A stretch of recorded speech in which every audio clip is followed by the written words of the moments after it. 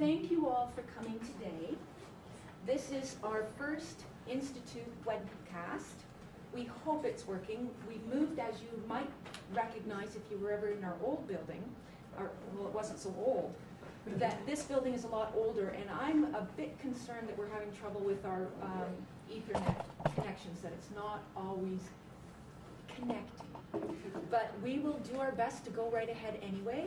There's nothing we can change about that at this time. So I'm just very, very glad to see that you've arrived and that you've found our new abode. Welcome to the Institute for Life Course and Aging 2011-2012 seminar series. And you'll notice just a couple of things.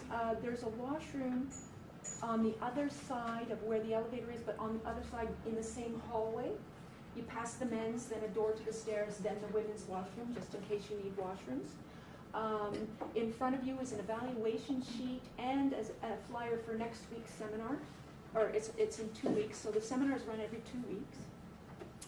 If you would be so kind as to fill in this evaluation sheet and put it in that red box that's sitting in the middle table when you're done, that would be awesome. And I think that, does anyone have any questions or anything at this point? Okay, well, I'm just going to say that it gives me very great pleasure to introduce Dr. Lisa Strohschein. And the reason it gives me great pleasure is because Lisa was a postdoctoral student of our institute a number of years ago before she went to the University of Alberta to become a professor in Edmonton. Woohoo! And it's great fun to have her back here today, so we're really thrilled that she can come. And today is a topic that's sort of research that's in more recent years come under your purview, aging in place. So Lisa is an expert data analysis person. Yeah, that's true. So we'll get a look at the kinds of variables and things that she finds give us a closer look at aging in place. So I'm just going to turn out the lights so we can see the screen a bit better. How's that for everyone? That's what I was going to ask. It didn't look like it was so clear. And we'll say welcome as well to the people on the webcast. Hopefully they're up. And I think we are going. So Lisa, you are welcome to go ahead. Are you okay on the film there? Great. This is Emily. She's just starting today too. So we're all new at this today in a new place. So welcome, and Lisa, thank you for coming, and take it away. Great. Well, thanks for having me. It is really a special privilege to be able to come to a place that I spent a lot of time, not in this building, of course, just down the street, as you know. And so to be back here and to be talking about aging. So interesting in that, aging is a relatively new area for me. So I've been looking at human development and life course. And as Lynn has said, as everyone eventually gets to aging, and so I'm now here talking about aging. It's become something that I expect to occupy my time for the next little while, and I want to share a little bit of what I'm doing with you. I also think it's kind of interesting the topic that I'm talking about today, this idea of aging in place, and you can see, as I've come here and all the upheavals of moving and the displacement that's happened to the Institute. I wish them many happy years. Hopefully they'll be able to age in place here and to mature and enjoy a good life where you are now. So my best wishes to you as you start your new life in the downsized residence. So to just give you a sense of the kinds of objectives that I'm hoping to accomplish today. So I want to give you an overview of really 3 disparate, separate literatures on aging in place, living arrangements, and residential mobility that operate quite a bit in isolation. And in fact, as I was trying to get my head around the research, I kept on recognizing that these operate as quite separate spheres. And my argument today is that, and in particularly as we look at aging in place, what might we learn if we start to pick up aging in place ideas and place them in the context of these other research endeavors? And I want to do so in a way that is theoretically also then able to talk about the ways in which stress process matters. So stress process is thinking about the ways in which the structural locations in which people live their lives predispose them to experiencing certain types of stressors. Those stressors then have consequences for people's lives. The stressors can be events, critical life events that happen to them that change their life and how they're able to live their life. Or they may be the more chronic strains, the things that come up on a daily basis that gradually erode people's ability to cope. And the ways in which then stressors are in fact linked to each other over time, so that when one stressor happens, it can cause then a series of other changes or stressors to occur in other areas of a person's life. And then a life course perspective is, of course, recognizing that as we go through life, our goals change, our ability to do things changes. These are all, and we need that comprehensive picture. So what a person looks like, if we only looked at the last period of the lifespan and assumed that we knew everything that there is to know about a person, I think we would be missing the boat. We need a full life course perspective that helps us to understand what are the kinds of resources that people have as they enter into the aging process, where one expects that there's been a lifetime of accumulating resources that help people to prepare them for retirement and being out of the labor market. And how do these things then unfold over time? So a life course perspective is very much interested in understanding the process of time and how it operates in people's lives. And then, as I've said, I want to give you two examples from my own current research that try to illuminate again this idea of, do we have the right idea when we're thinking about aging in place policies and how they might be usefully applied when we think about what happens in people's real lives. Because at the end of the day, the ideas that we have to match with what's happening on the ground, with life as people know and experience it. So to start off, I'll go through each of these three literatures, and I'm going to do so at a fairly rapid pace because I just want to present an overview of each of them. And what I thought I would do is I would go to a bunch of different websites, and in particular government websites, to get a sense of how aging in place has been constructed through policy, because that's the literature really, it's the policy literature where this term just keeps on coming up. So just to give you a sense then, one is aging in place is a process that enables elderly people to grow old in the familiar and comfortable surroundings of their homes while providing them with the assistance to maintain a relatively independent lifestyle. Focus on independent. Aging in place is the ability to live, and it's been bolded, to live, it's like live in one's own home, wherever that might be, for as long as confidently and comfortably possible. And then finally, aging in place means providing older people with the social and healthcare services they need to stay in their homes and avoid institutionalization, again emphasis on institutionalization, as long as possible. And I hope as you're kind of, mulling over these terms, I'm certainly not the first person to have these critiques, but it seems to me that there's something that's missing in this picture here. So what might some of those things be? What are the problems that we might identify with these definitions as they exist? And again, I'm not giving you my ideas, but now a fairly well-rehearsed critique of what these problems might be. So that you can see that in all of these definitions, there's this emphasis, we value people who live independently. Independent living is something that represents success, and people who move out of independent living or have to live in reduced independent circumstances represents failures. The prism of dependency is how we judge whether something is successful or not. It's something that's specifically stated then by Oldman and Kilgars, talking not about aging in place per se, but rather in the ways in which we've constructed the process of institutionalization that says it's good if people live in their home, right? But leaving one's home, right, is constructed as failure. So people who leave their home represents failure. The people who get to stay in their home represent the success story. And then Gallant goes a little bit further, and he says, well, what we have here is by assuming that everybody wants to age in place, and while it is true that the majority of seniors, and even seniors in Canada, say they want to age in place, it doesn't mean that everybody wants to stay in place. There might be a few seniors for whom they desire other options and aren't able to complete them, and we'll talk about that in a minute. But the sort of one-size-fits-all strategy is what he says is a symptom of irrational exuberance. We just assume, oh, you're living where you're at, perfect, you're the success story, you're aging in place, and this makes no sense. And then from my own perspective, is that, it's even in the definition of one of these government websites that aging in place is a process, but it's like, well, if it's a process, what is the process? Because that simply isn't clear to me. And so all kinds of questions emerge as, well, what are the kinds of things that make seniors at risk for moving out of their homes? What are the factors that might help seniors to stay in their homes? When seniors leave their homes, well, where are they going to?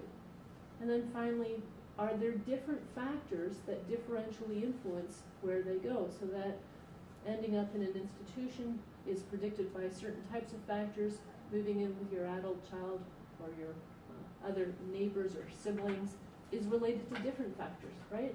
These things are invisible in a process that just says, well, we're going to define success or failure by whether a person is living in their home or not. Let's look at this then in relation to living arrangements. And living arrangements to me seems to have some of the same types of problems, because we construct these things in ways that suggest, again, that there are bad ways or inferior ways or risky ways in which people may live with other people. So living arrangements are simply asking people who are the people with whom you share a residence. You can share a residence with all kinds of people, and of course at the very end of the stage where you've got the least relationship is when you live in an institution. You're living with other people who are similarly housed with you. And so to just talk about a few of them, so you can live alone, and living alone in the literature has been variously constructed as a risk factor for all kinds of negative outcomes. People who live alone are apparently at greater risk for falls, they're more likely to be depressed, they're at greater risk for institutionalization, and they're more likely to die. And of course the literature, some studies find this, others do not, and the idea is, well, what is it? Is living alone a risk factor or not? And I think we balance this against the idea that, well, living with others can be very helpful. It can bring companionship. It can be another set of shoulders on which the burden falls for taking care of the daily household tasks. It represents perhaps an additional income source, particularly if that person is collecting a pension or if they're still employed in the labor force, so there's extra resources that potentially are brought to bear. And yet at the same time, living with other people means that you have greater responsibility, and so it opens up the possibility for conflict when people don't share tasks or when they just simply don't get along. So there's this sort of, again, constructed as, living alone might be problematic, although why that might be so, we're not quite sure. And one can live with one's adult children. So living with adult children is most often thought to be associated with cultural expectations, that there are certain cultures for whom it is normative that aging adult parents will eventually come to live with their adult children. And then, as I've said, at the very end, and constructed in the most negative terms, is when people then live in an institutional setting. So what do we know about sort of general trends about what seniors' living arrangements look like in Canada? We have a growing number of one-person households, and as you might expect, this is associated with a person's age. So of those who are between the ages of 65 and 74, about 1 in every 5 are living alone. And that number, of course, increases the older you get as a consequence, of course, of spousal bereavement. So that people are much more likely to be bereaved at this point in the life course. Because of that, right, men on average live shorter lives than do women. It means that most often then that women who are living alone, people who are living alone are more likely to be female. So men are much more likely to be in what we consider to be the ideal position, that is to be married or in a couple-only household, so without your adult children living with you. Intergenerational co-residence, however, is declining, has been for the course of the 20th century, and rates of institutionalization have really been declining since about the mid-1980s. And yet, even still, we can see this is from a life course perspective, right, that these things change depending on whether you are a young old person or an old person. So 2% for those who are between the ages of 65 and 74, but then starts to climb dramatically as one gets past this threshold. So again, you know, our quick breakneck speed through this, and you're all writing frantically, so I'm just going to slow down and let you write that down. Not that I think this is the most important information. I think it's sort of easily accessible, and it's just a quick little snapshot of what life is like. But I hope what you're doing as you're writing this down is you're thinking about, again, the kinds of things that are left off the table, the kinds of things that we might want to know. And it's the same thing as we saw with an aging in place perspective.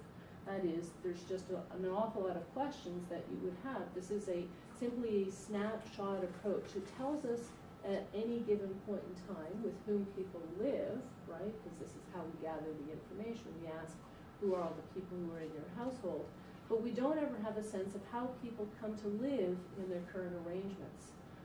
Why is it that they come to decide that their living arrangements are not suitable for them? Under what circumstances are they likely to make these decisions? And then once they decide to make a change in living arrangements, what are the changes that they are making, right? So there's the idea that there's, you know, a process that's involved here is completely absent to the extent that we're just taking these little snapshot pictures of where people live with or where seniors live with at any one point in time and think that we actually know something, and I think we do not. And in particular, then, I think that we have several questions that would arise. We're always interested in how people's living arrangements influence their health. But of course, in a snapshot approach, when we only ask people about their health at a certain point of time and then try to correlate it with their living arrangements at a given point in time, we run into the problem of trying to be able to establish a causal relationship, because we think that health can have an influence on how people choose to arrange their living arrangements. You choose or you ask your child to come and move in with you because you think that you may need their help because you're no longer able to, you know, do all of the daily household tasks, and your child's looking for a place to live anyways, and seems to be a suitable arrangement. But then what are the consequences then of living together with your adult child? Are there consequences for health? Does your health improve? Do you live a longer life, in fact? Or does your health deteriorate? You don't like it that you are back living with your child and you feel like you have to supervise them and there's lots of tension, or not, right? And so the question about cause and effect is no longer capable of being disentangled. And then similarly, I just described to you a scenario where moving in together might be for the benefit of the parent. But, you know, we know that there are lots of adult children who are now coming back and starting to live with their aging parent. And it's not for the benefit of the parent, it's for the benefit of the adult child. And so by simply taking a snapshot again and just trying to figure out with whom people live, without asking them, you know, how did you come to get here? For whose benefit was this relationship, this living arrangement made? We lose an understanding of what's actually going on here. And then finally, while we know about, and if we consider institutionalization a type of living arrangement, and as you'll see, it kind of fits in almost all of these spots. It fits in aging in place, residential ability, and living arrangements. We in fact know quite a bit more about that, but that assumes that institutionalization is the only option for adults, and we never then consider the kind of competing outcomes, the other range of possibilities that seniors have available to them. And we ought to consider this in a much more dynamic way, that when people come to the place where they need to make a decision about where they're going to live, that there's a range of options to them, and that if we just look at the predictors of institutionalization and assume that, you know, this is how the relationship works, we forget and we may underestimate or misestimate the consequence of what happens when people choose other types of living arrangements. Because what we're doing, of course, is we're in essence saying that they're making no change at all. So then the third sort of large area in which people try to understand how it is where seniors come to be, where they come to live, and who they come to live with at the end of their lives, falls under the rubric of residential mobility. And here I'm drawing now back on research that has actually got a very long history. In fact, further back than this in the 1950s, but in the 1980s, the idea that this could be seen not just specifically in regards to residential mobility for the entire population, but that residential mobility among seniors might look different than it does for the rest of the population. And so I'll talk about Wiseman's model, and in fact I'll give you a diagram for it and walk you through it in a few minutes. But just to say on the outset that he has a decision-making model that's comprised of two parts. That is, one decides to make a move and comes to this decision through a variety of different mechanisms. And then decides what type of move, so that we can look at this as, okay, what are the factors that lead a person to decide to make a move, and then what are the other factors that influence the type of move that is made, including the possibility that no move is made at all. And then with Litwack and Longino, we then get added on top of that the idea that if we think about moving or residential mobility among seniors, that we can also take a developmental perspective to that. And so they would argue that there's the possibility of 3 different types of moves that seniors can make, and that these tend to be ordered along the life course, that they proceed in a kind of sequential way, although it's not the case, and they never made the argument that a senior is making all of these moves. So they may make some or any of these types of moves, but when they make these moves, they tend to occur in this order. So we start off with amenity moves, and amenity moves are when people originally approach retirement and they begin to think about the kind of places that they might want to live in, and certainly with our cold Canadian winters, and particularly in Alberta, right? The thought is often to move to a place that's going to be warmer, that's going to have more amenities, and so lots of people who migrate for a period of time down to the Sunbelt states to live the good life, the good retired life, the one that we all sort of aspire to. So an amenity move.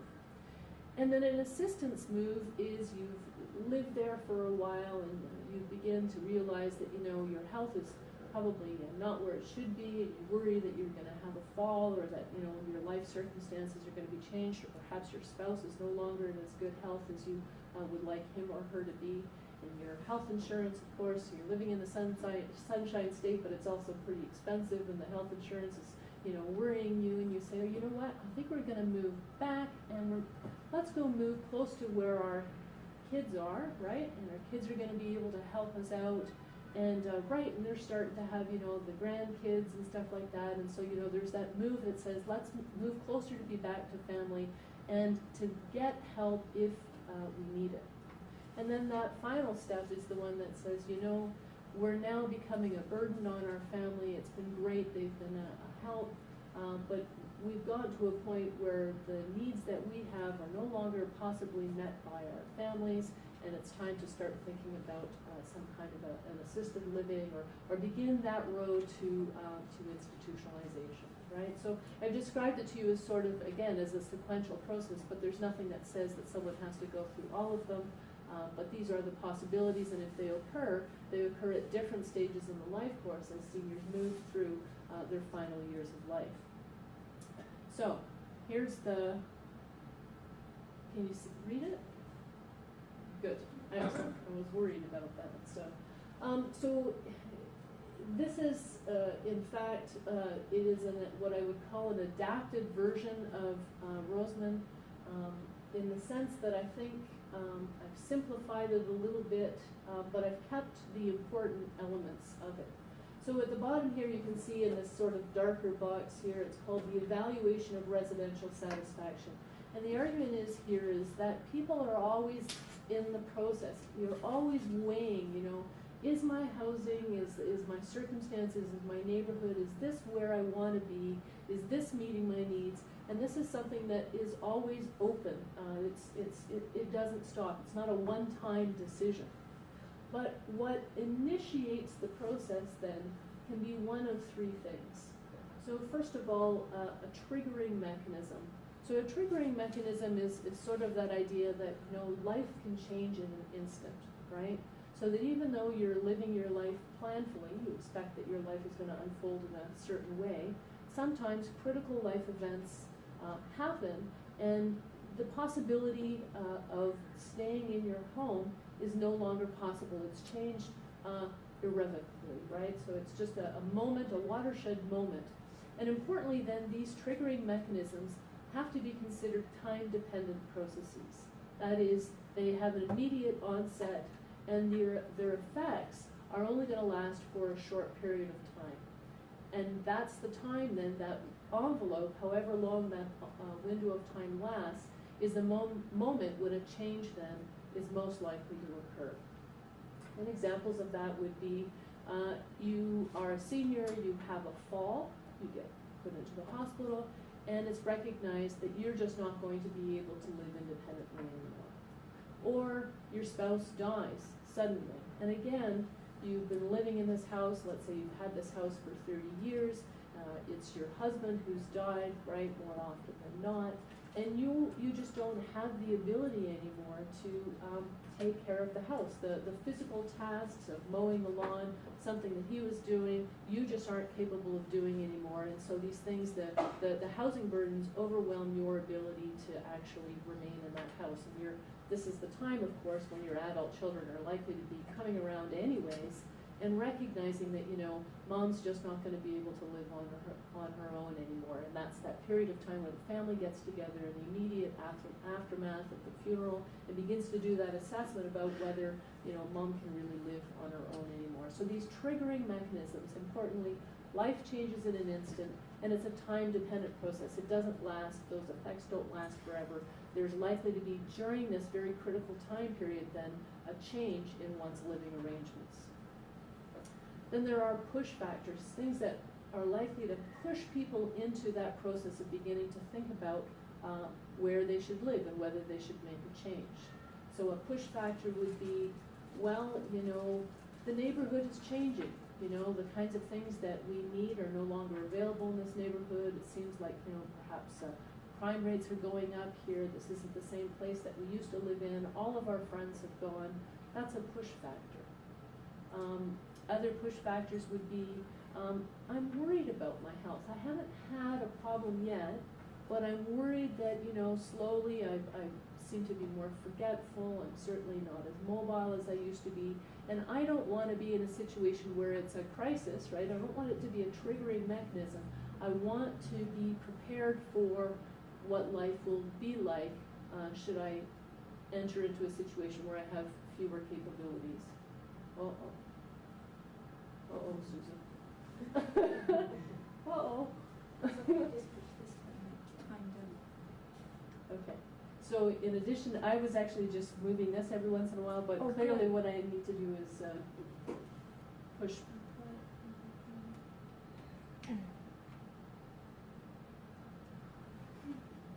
This will be the part where I'll start drawing this.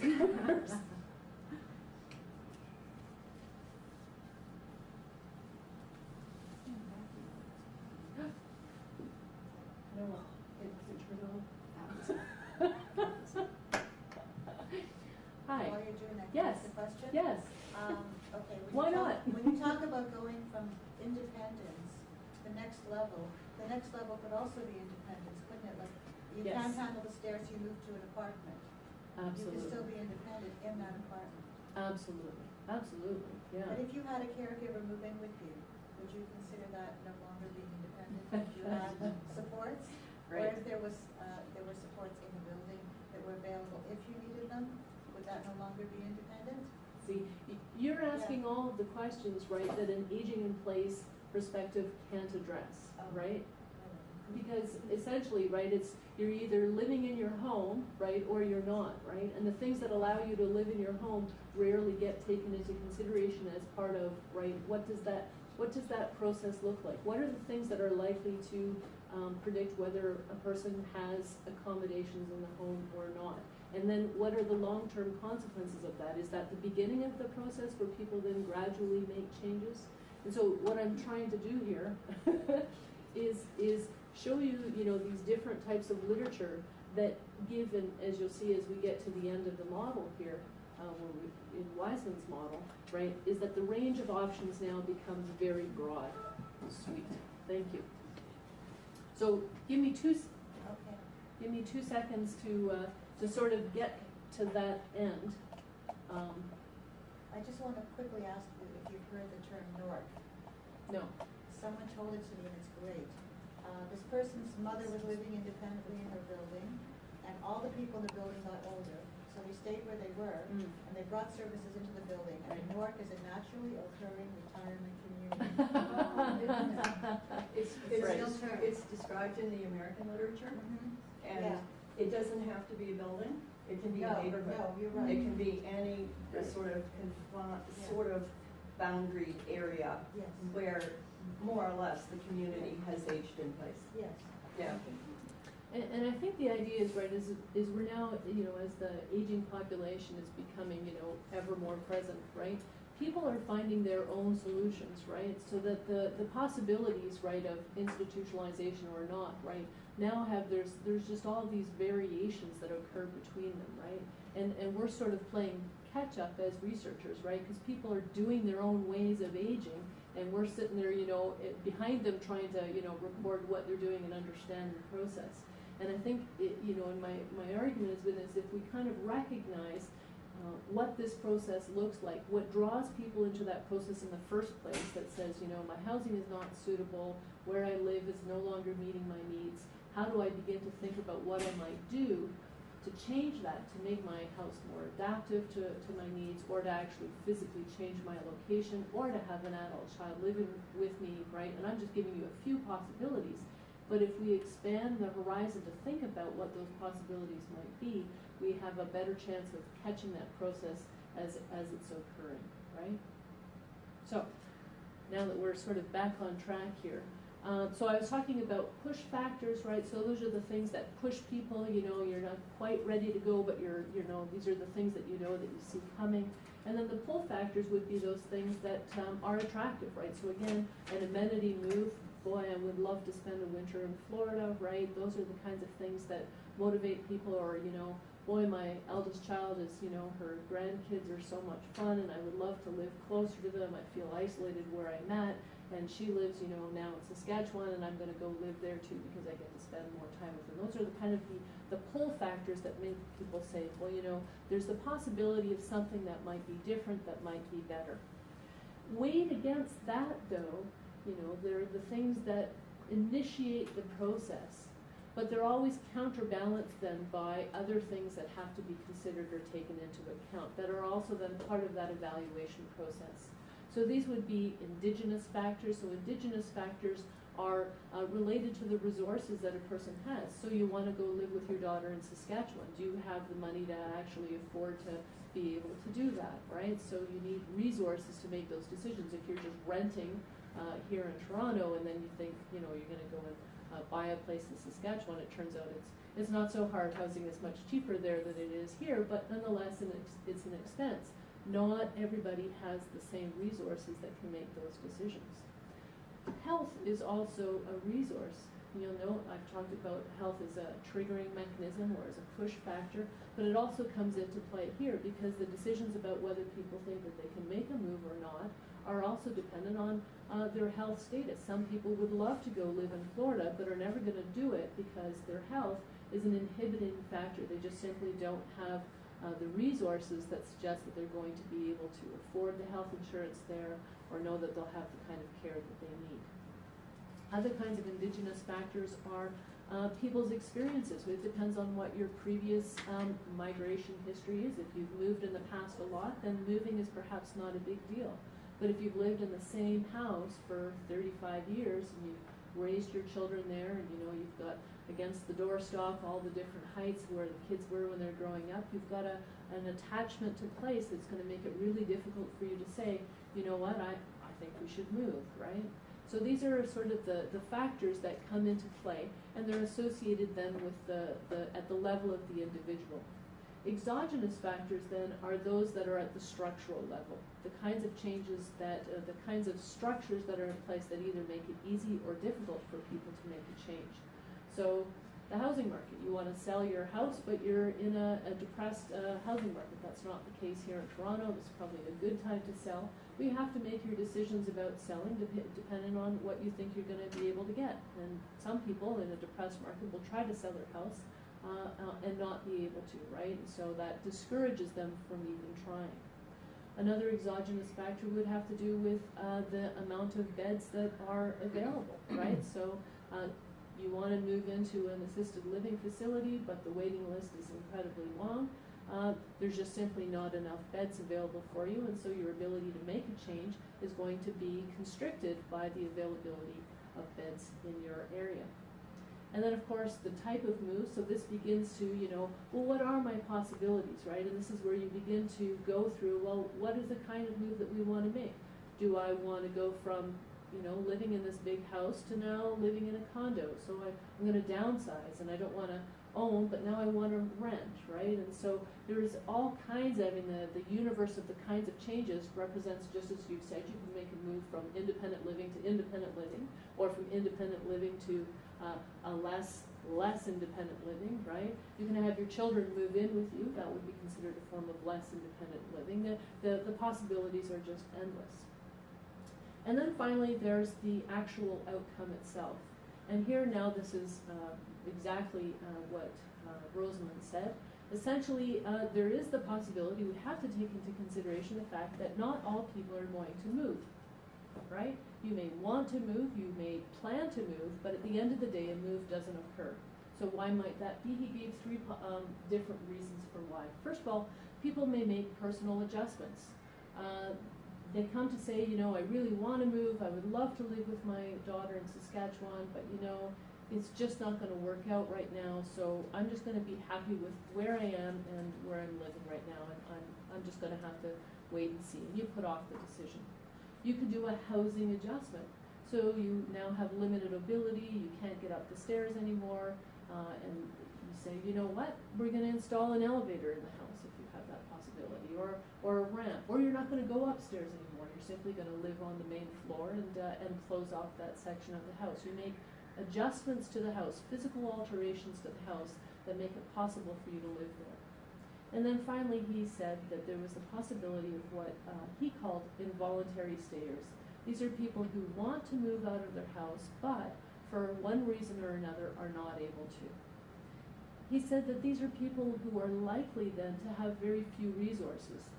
People who may become trapped in their neighborhoods, the neighborhood deteriorates around them, and they no longer can afford to move out of that neighborhood.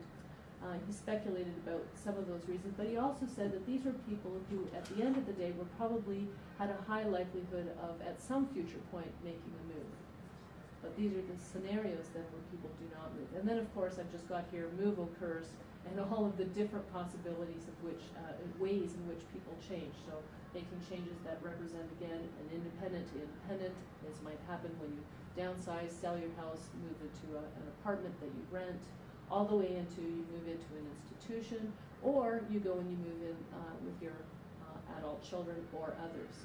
And then importantly, he says that this is not something, and just as has been argued by Litwack and Longino, this is a process that's always continually under revision, right? So once a decision has been made and a move occurs or does not occur, it doesn't mean that that's the end of the process. It's always open to revisiting because, again, life can change in an instant. There can be new push or pull factors that come into play that reinstigate the whole process again. And so we shouldn't expect that just, again, these snapshot pictures are going to tell us anything meaningful or useful about this process. All right, let me give you two examples. I have no sense of what the time is, by the way. Anyone? It's a quarter to what? Oh, you should hold that up periodically, just so I know. I want to make sure we've got lots of time here, so we're good for time. All right, so I want to give you just two examples from my own research to talk about the ways in which these kinds of things this aging in place perspective can be broadened when we bring in other ideas about how people can make changes in their living arrangements or how they can engage in residential mobility. And so talking about spousal bereavement, so the idea again that triggering mechanisms are time-dependent processes. And so I'm looking at two different outcomes. And again, you can see that if we were looking at this in an aging in place perspective, the outcome kind of gets lost. One of our outcomes is institutionalization, so that seems fairly straightforward. That's a aging in place failure. But things are not so clear-cut if we're to talk about co-residence with others, because one could change one's location, right? So you actually are making a move, or your kids could be coming in to live with you, what might be called a personal adjustment in Wiseman's terms, where you manage to stay in your same place, you don't make a residential change, but you're able to do it because you've now made a physical change to your house, adding a new family member who's going to enable you to stay in there. What they both share, though, is, I think, this term, what I'm calling a loss of residential independence, right? So you lose residential independence when you live in an institution, simply by virtue of the fact that you're now living according to institutional rules. But you also lose residential independence when you're living with your adult children. You have, new obligations, responsibilities, so forth and so on. So I used data from the National Population Health Survey, and essentially in 1994, which was the very first year that the survey began, I selected seniors then who were living in couple-only households. So this means, of course, that these would be people who would then be at risk, what we call at risk, for either institutionalization or for having their adult child live with them. And I should just quickly say that when I say adult children, so I could see in the data exactly who people lived with, and while the majority of the time people live with their adult children, they don't just live with their adult children. And so this category is people who also then were living with their grandchildren or with their siblings or with unrelated other people, right? So moving in with other people and not live-in partners or spouses, but just simply other people with whom they were sharing a residence. So we followed these people over 10 years of time, where some of these people then are going to experience the death of their spouse, right? And so we ended up with 1,082 respondents, so seniors living in couple-only households, and about 25% of them, or 269 of these individuals, experienced the death of a spouse. And so what we want to do again is we don't want to look just at institutionalization. We want to look at the possibility that people make different decisions, that they have a variety of options available to them. Now, this data set was not intended to measure, what are the choices that people make after bereavement, right? It's more of a general purpose health survey. So it would have been great if we'd had other options about did you move into assisted living or some of the other kinds of changes that a person had available to them, the other kinds of options. But really, there was just the two, right? So, but nonetheless, right, people have different options available to them, and some may choose to live in an institution, and some may choose to cope by having their children or others come and live with them, or they go and then move into their other, with other people. And so the death of the spouse then was treated as a time-varying variable that allows us to see how, as bereavement occurs, people then respond in a time-dependent way to that. And importantly also, because people attrite from the survey and they also themselves die, it was important to also include these as competing outcomes. So what were the results here? So the results were not surprising, really, because they're consistent with what we would expect. So the odds of institutionalization in the period following bereavement was significantly higher, more than twice as likely, and the odds of co-residence was even higher than that, so 6 times as likely, relative to people who didn't experience the death of a spouse. But the important part, or at least the part that I found important, is that this, in both instances, these were time-dependent processes, and we've talked about this idea of triggering mechanisms. But people don't have that ability to actually study that. There's very few studies that allow us to look at this in sort of this process. What happens as people approach the death of the spouse, experience the event, and then begin the process of recovering from that. And importantly, then, was able to show that it's a 2-year period following the bereavement of one spouse that one is most likely to make these two types of changes. So it confirms this idea that triggering mechanisms really are things that are in play for a short period of time. They're when change is most likely to happen. And then from a policy perspective, right, the idea is that we ought to be putting in place then supports for people at these vulnerable moments in their life, when these changes are most likely to occur, when people are most likely to need or want the kinds of assistance that are going to help them to make good choices, or the choices that they're going to end up being happy with. Yes? I just want to know co-residence. What does that include? Yeah, so as I said, I kind of got this umbrella term of co-residence. I was able to see who people were living with. The majority of time they were living with their adult children, right? But it also included living with one's siblings. There were a few people who were living with their grandchildren, and there were a few other people who were living with unrelated others. But not with caregivers. Well, I would say that perhaps some of those unrelated others might have been caregivers, but there was nothing that it would allow me to identify them, right? So again, because it's a multi-purpose survey, it wasn't intended to measure these kinds of things. If it had been, that would have been on the radar, right? We could ask those kinds of questions and be able to identify them. But there are already such rare events, right? Co-residence in the first place, that you're to measure then whether someone has a living caregiver. It's a rare event in that not lots of people co-reside, even in this 10-year period, right? It was only it's only about 7%, and I think that even lower, less than 7% of them are living, right, with other people. Yeah. And it's something, isn't it like 2.3 that live with their adult children? Yeah. Something around, it's actually, It's most low. people don't do most of these things in terms of the actual Absolutely. outcomes of a move.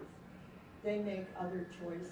They make other choices. They don't, typically live with their children, for example. Absolutely, or with others, Or- and with others is even more rare. Like that's Yeah. what I'm saying. There's just like 1 or 2 people who are living with their grandchildren, and I include them in there, right, because they are indeed living with others, and perhaps there were no adult children, and it was just their grandchildren that they were able to live with, right? Yeah. So again, it's that idea that people are making choices. They're transitioning out of independent living, but they're doing so in a way that is not institutionalization, but making choices about who can I live with, right? The other important part then is that net of these effects, right? So for both outcomes, spousal bereavement was a triggering mechanism for a change out of into both types of living arrangements. But beyond that, the predictors for the 2 different types of changes were completely different, and I thought that was it was very striking. So that people who were older, people who had lower levels of education, people who didn't own their home, who had any cognitive difficulties or reported any functional limitations, were all people who were at much greater risk for institutionalization. But none of these were predictors of living with one's children or living with others. They were completely not statistically significant. They were completely unrelated. And then conversely, the only predictor then of co-residing with others was whether one was an immigrant or not to Canada. And again, not a predictor at all for whether one was moving into an institution. So the In fact, the opposite, probably. No, it wasn't even significant. Really? Yeah, it wasn't Yeah. even significant. So, the things that make a difference outside of spousal bereavement, that's the only thing that kind of joins these 2 things together. How people make decisions to transition out of residential independence look very different depending on what choice you're making. Yes? Can I ask a point of clarification for that last piece? How are you defining immigrants? We're all immigrants. Yes, it's whether you're Canadian born or not. Yeah. So, and it's just a simple question. There are more detailed questions about how long you've been in Canada and stuff. I didn't test them in the model because it was sort of peripheral to me. I was more interested in, that it's showing that mechanism that says, it's a time on, time off, and around that time of bereavement is when things are in play. And this was kind of coincidental, right? I was just, these are the standard things that I'm sticking into the model because these are the things that people say are important. And, then the sort of surprising thing was just how they completely diverged. And it speaks to the fact of, to understand these things properly, right, we have to have a sense then of the kinds of choices that people have available to them. And if we had, some of the other possibilities as well, what would those predictors look like, right? So what predicts whether people will have, they're not moving into an institution, but they're doing, this NORC thing, right? Right? Like, what are the things that make these things possible, right? All right, moving on. Second part, involuntary staters. So as I have been doing this work and reading about, this process and what this looks like, I began to be interested in the idea that there might be people who are involuntary stayers. And they're not visible in the literature at all. I mean, I have scoured this absolutely thoroughly, and there are infrequent references, right? So Wiseman's the only one who's talked about them and done so that suggests that A, they're likely to have few resources, and B, they're likely to be making a move in the future.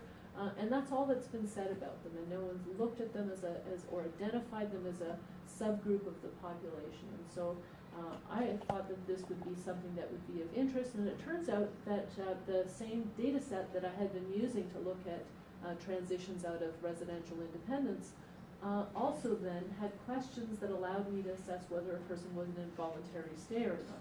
And it's not entirely the best question in the book, but because it was part of a whole component on stress, right? So the idea that people have stress in their lives, and it is in various aspects, and one of them was about residential stress.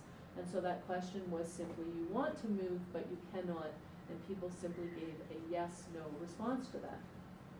That seems to me to be the qualifications for someone who's an involuntary stayer. You want to move, but you cannot. And so those people who identified yes, and they were, I then called an involuntary stayer.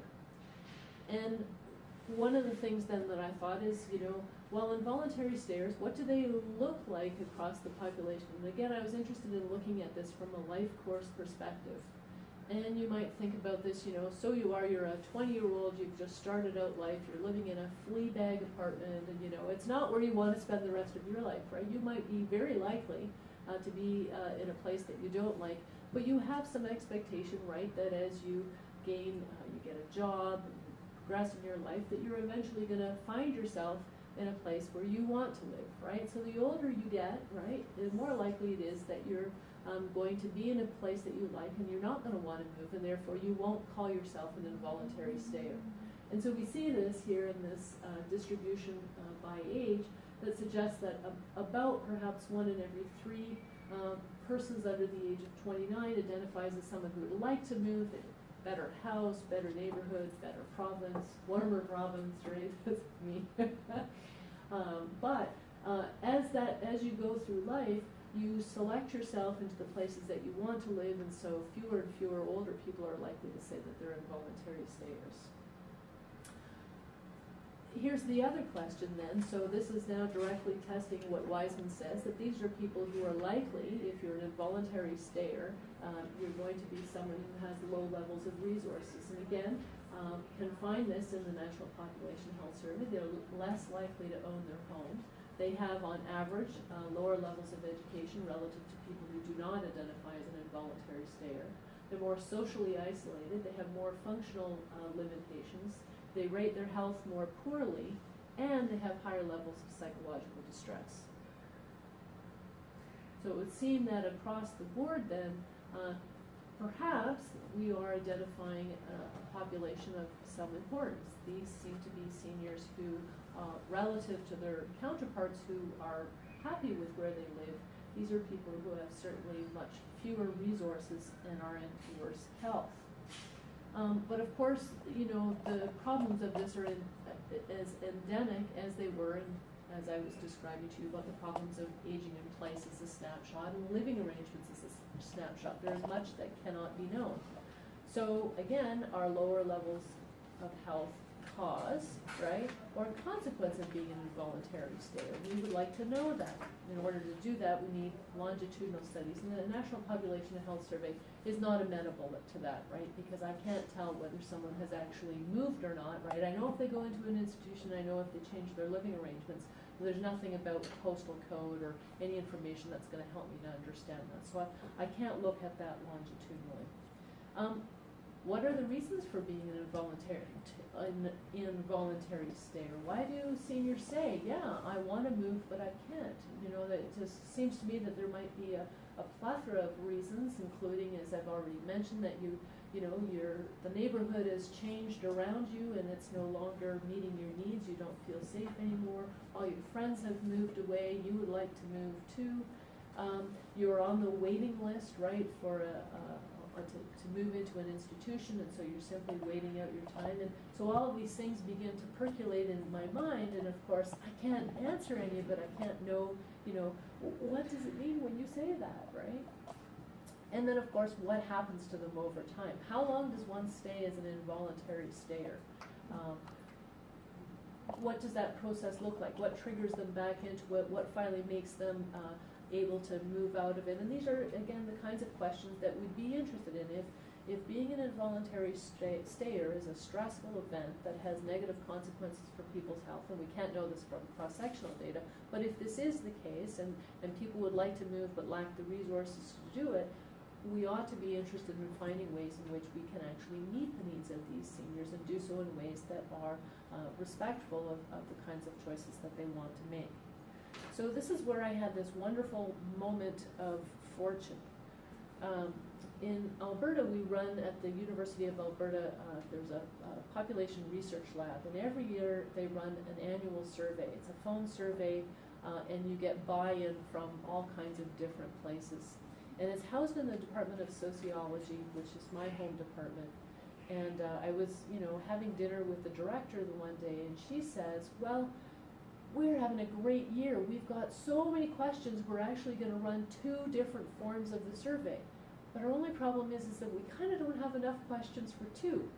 And she says, it's really too bad. No one, you know, but they offer every year for the faculty, they can offer to put on questions on the survey. And she says, and nobody's done that. And I've been on sabbatical this past year, so I didn't even really know about it. You know, you throw everything that comes in your mailbox out, you don't want to know, right? And I was like, well, I could come up with some questions. And she said, really? She says, well, if you can get them in by midnight tonight, you're in, right? But for me, it was like a no-brainer. I already have the questions. I'm going to start off with all the questions that are in the NPHS about whether a person wants to move or not. Look at issues of psychological distress, which I won't talk about today, and leave that for another paper. And I'm going to ask people why they're involuntary stayers, right? So it's just perfect opportunity. So we've got 1,203 respondents who are over the age of 18. We add the question, you would like to move, but you cannot. And then if you answer yes to that question, then you're asked about why that's so. And so through the pilot and through kind of my own thoughts, I was like, okay, well, here's some of the options that people might have. They may not be able to afford to move. They might be in a lease, right? So you're just waiting for the time for your lease to come up and then you'll move. You can't sell the market, right? So you're in a depressed market, as is the case in some places in Alberta where it takes a long time to sell one's house. Your family keeps you here. And of course, because this was all across the lifespan, it could also be the case that one's work keeps a person there, right? And then there was this other category. And I thought, you know, that they were just going to, if they said other, it was just going to go click into the other and that was going to be the end of it. But bless their hearts, they actually wrote down verbatim the answer that people gave. And so here's my very first opportunity to know what an involuntary stayer really is when they identify as that. First of all, though, just a quick comparison here. So does 1994 look a whole lot different from 2011? Remember that we're going from, first of all, a national to a provincial population, and the age group is a little bit different because we've got 18-year-olds, that could be all the kids who, you know, want to get out of the family home but haven't been able to do so yet. You do want to move, but you cannot. Yes, I want to get out from under my parents, but I can't do it yet, but soon, right? So I think the numbers are higher for that. But you can see, in fact, they're quite close, that distribution is still the same, that the proportion of people who identify as involuntary stayers declines with age, and each of the comparisons within each group look fairly similar. But here's those responses then in their own words. So we've got 26 seniors who say they want to move, but they cannot. 10 of them say it's simply because they can't afford to move. So clearly, again, these are seniors who are now identifying that it's their low resources that they attribute as a cause that prevents them from moving. 4 of them can't sell their house. And then here's the others in their own words, the ones where we get to find out what people are actually saying. So we've got a 73-year-old widowed female who says, I want to move into a seniors complex, but I haven't found one yet, so there's not been able to find what she wants. Someone who says, I cannot move as moving is too much trouble. And this may be a person who already, right, functional limitations are starting to take over, and it's making it difficult, you know, it's happened too quickly, or she just wasn't able to make a change in time and now feels like she's become trapped in the house that she lives in. An 83-year-old married female who says there are no suitable facilities together, and of course there's no elaboration, but perhaps there's a problem with being able to find a place that will accept both her and her husband living together. And then finally a 76-year-old married female who says, we want to move out to an old-age home, but we just cannot because we're on a waiting list to move, so we're just waiting, right? So very first opportunity, this is, I hope, will be, I just got the data set like 2 weeks ago, so I know the questions that I want to ask, but I was amazed, as I said, to actually get these actual responses, because I know it's happened, I know anecdotally, you know, there's stories of this happening, but it's a completely different thing to actually have data to be able to show that, and so I look forward to being able to, in the coming year or so, be able to get out some of this work. In some then, and I think summary, I don't know what time it is again, flash the thing. Oh yes, we're perfect timing. So what I hope I've shown you here is this idea that these 3 different streams of research inhabit very unique ground, and rarely do the 3 come together, and yet each of them identify similar type issues. And I think they could benefit from further integration. That aging in place in particular, because that's what my focus has been on, and in particularly, you know, these involuntary stayers who might be people who are involuntarily aging in place, helps us to see that there is even the existence of this subpopulation, and that sort of prism of, you know, people who are at home are the success story, and people who are forced to relocate from their homes are the failures, doesn't present a thorough or a comprehensive way of looking at it, because we know that there can be people who are living at home who feel trapped in their home, who actually want to move but cannot.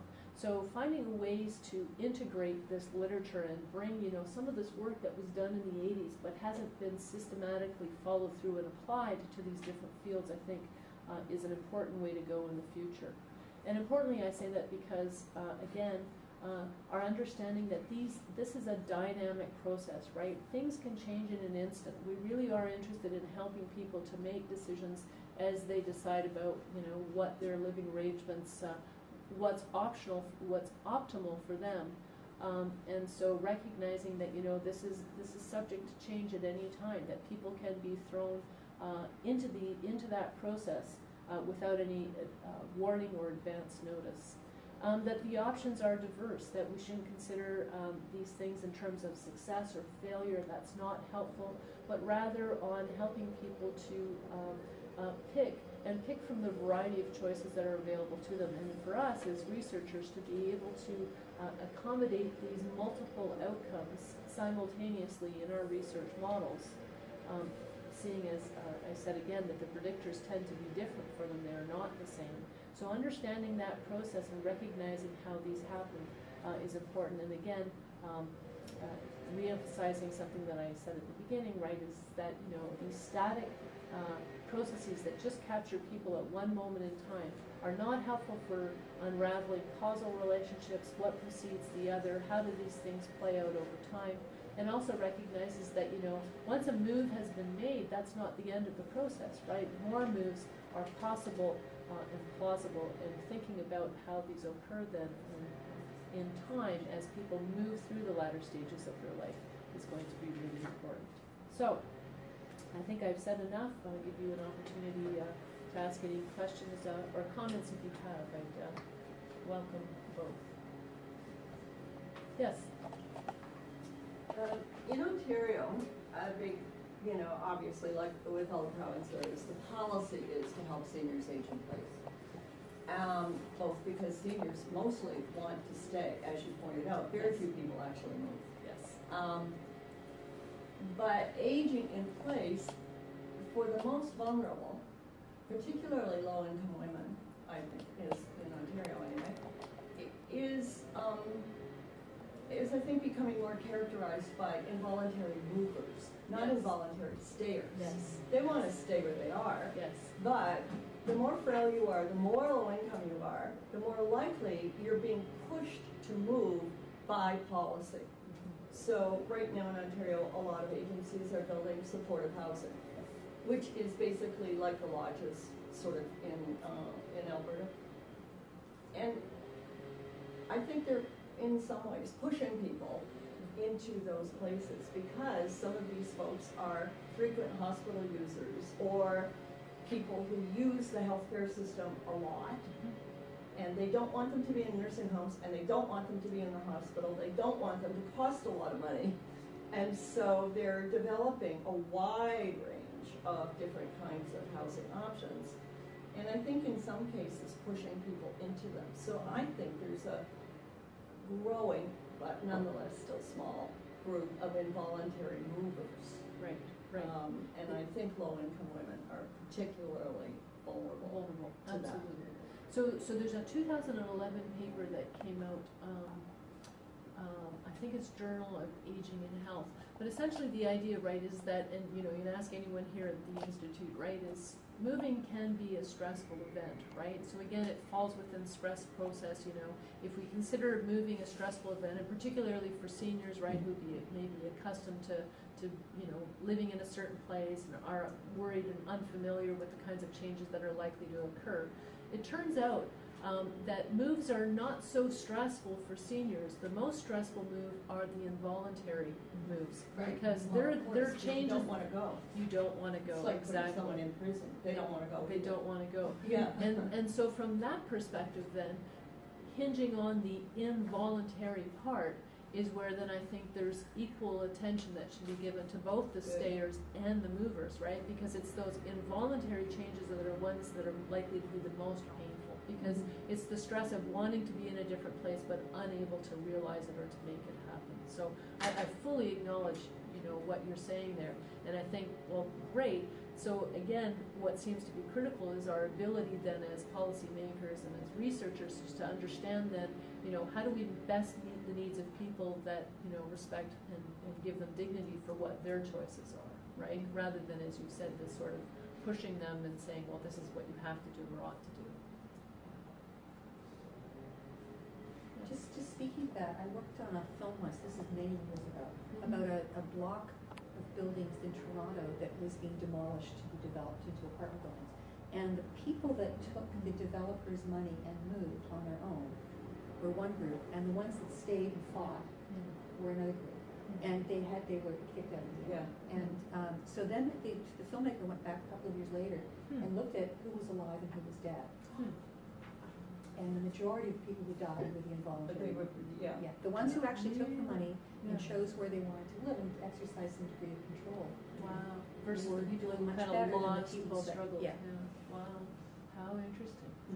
Even though the people that were involuntary were feisty and you would think might have more survival skills, Yeah. it was those people that were the highest mortality. Yeah. Because at the end of the day, it was probably a hasty and forced move too, right? I mean, you're out, right?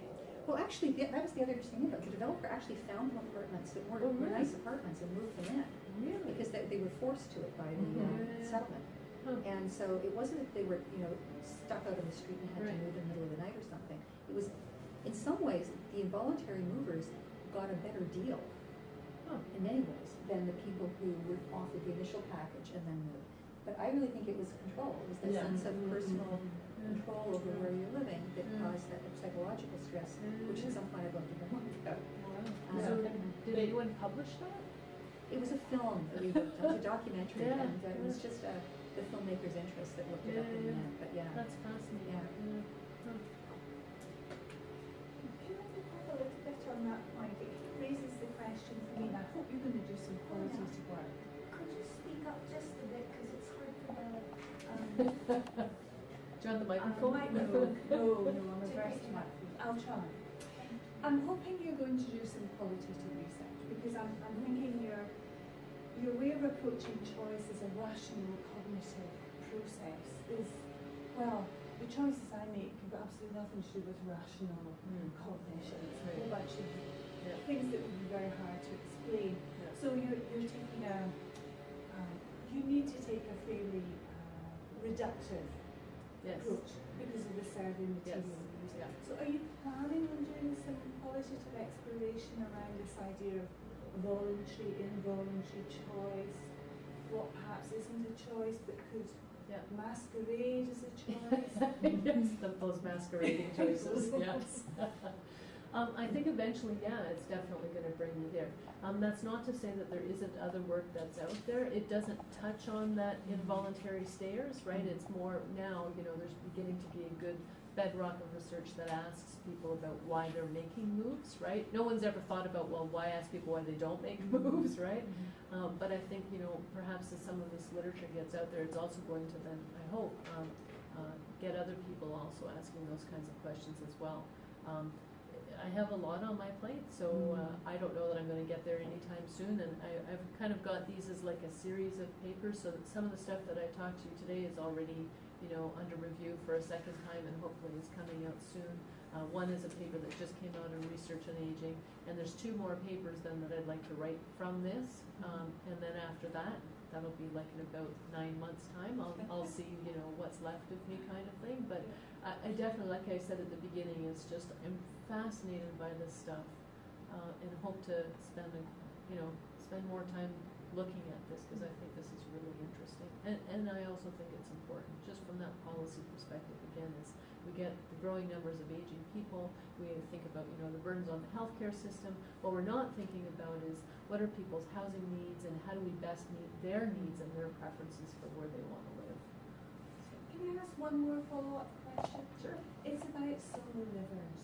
Oh, I what? don't mean solar livers as in a Oh, liver livers. Oh, living sitting, alone, yes. in a jar, which is the image you get with solar livers. But so the European term for living alone, which always has negative connotations, is solar living, as Yes. you know.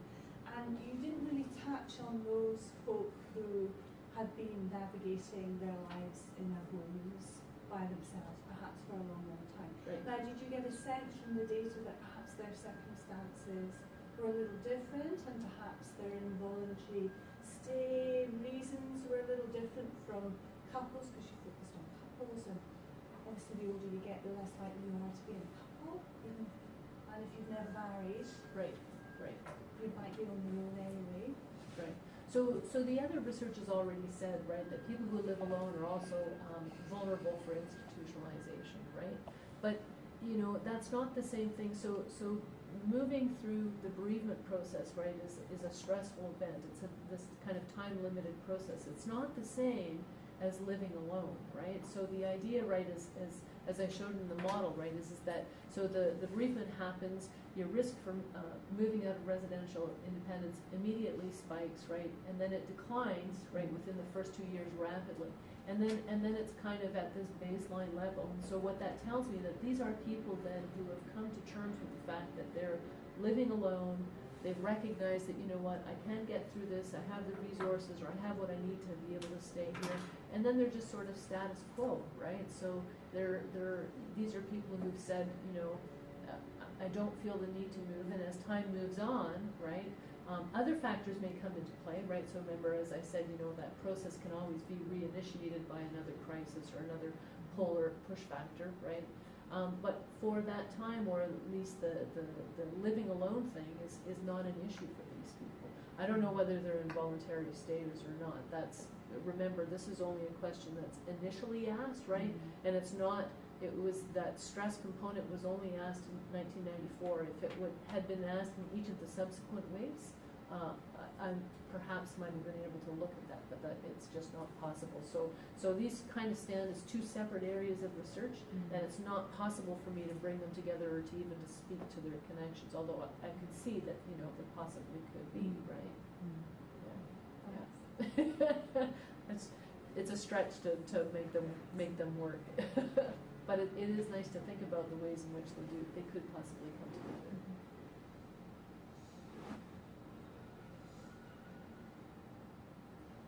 Any other questions?